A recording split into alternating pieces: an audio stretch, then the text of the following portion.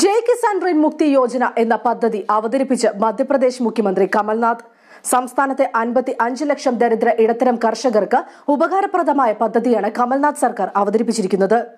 നിയമസഭാ തെരഞ്ഞെടുപ്പിന് മുന്നോടിയായി കോൺഗ്രസ് അധികാരത്തിലേറി 10 ദിവസത്തിനുള്ളിൽ കാർഷിക കടങ്ങൾ എഴുതിത്തള്ളുമെന്ന് വാഗ്ദാനം ചെയ്തിരുന്നു. കോൺഗ്രസ് 3 സംസ്ഥാനങ്ങളിൽ അധികാരത്തിലേറി മണിക്കൂറുകൾക്കുള്ളിൽ തന്നെ വാഗ്ദാനം നിറവേറ്റുകയും ചെയ്തിരുന്നു.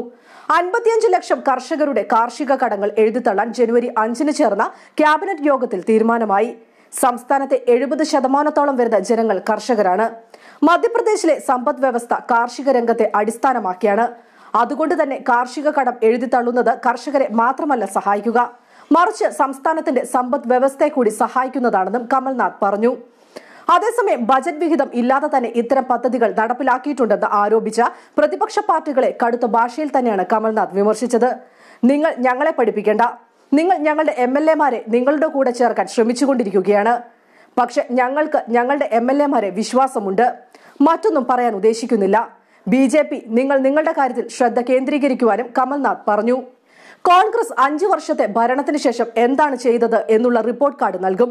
പ്രധാനമന്ത്രി നരേന്ദ്രമോദിയും അത്തരത്തിലുള്ളൊരു റിപ്പോർട്ട് കാർഡ് നൽകിയാൽ കൊള്ളാമായിരുന്നുവെന്നും കമൽനാഥ് പറഞ്ഞു.